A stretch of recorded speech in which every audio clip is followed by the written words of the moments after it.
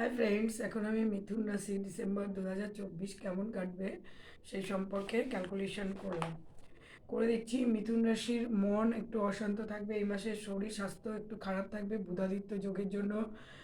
উম, মন একাগ্র, চিন্তার অভাব থাকবে। কোনো কাজ কর্মস্থলে মানে কাউকে ধরুন আপনি কথা দিলেন যে অমুক দিন আমি এই কাজটা করব, কিন্তু আপনার শরীর মন খারাপ থাকার জন্য আপনি সেই কাজটা করতে পারবেন না, এবং তার জন্য তা সে আপনাকে ভুল বুঝবে এবং তার সঙ্গে একটা ঝামেলা, ঝগড়া, অশান্তি, তর্ক হওয়ার একটা চান্স আছে।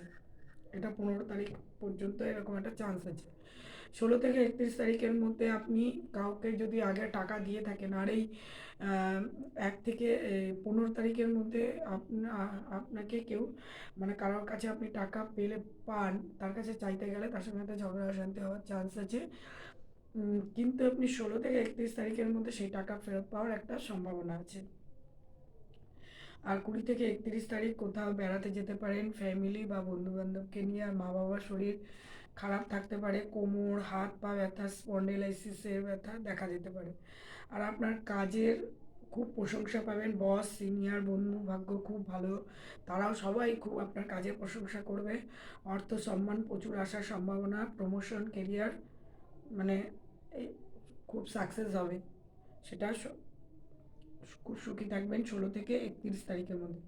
আর পতিপত্নীর সাথে খুব ভালো রিলেশন থাকবে। আর পার্টনারের কোনো কেরিয়ারের ক্ষেত্রে কোনো সুখবর আসবে, বা কোনো আপনার সন্তান আসার সম্ভাবনা, বা আপনার মানে পত্নী প্রেগনেন্ট হওয়ার সুখবর দেবেন।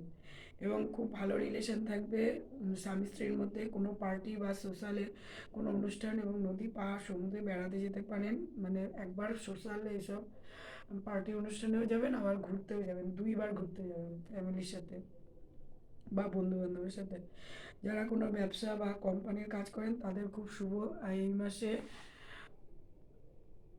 অনেক, যারা ধরুন অনেকের ধরুন সন্তান নেই, তাদের সন্তান ধারণের একটা সুখবর আসবে। এবং পরিবারে যারা প্রেগন্যান্ট, যাদের সন্তান হবে তাদের যারা প্রেগনেন্ট তাদের অনেকের সন্তান হওয়ার একটা চান্স আছে। আর যারা ধরুন প্রেগনেন্ট তারা একটু শরীর স্বাস্থ্যের দিকে নজর রাখবেন, তাদের শরীর স্বাস্থ্য খারাপ হওয়ার একটা সুযোগ আছে।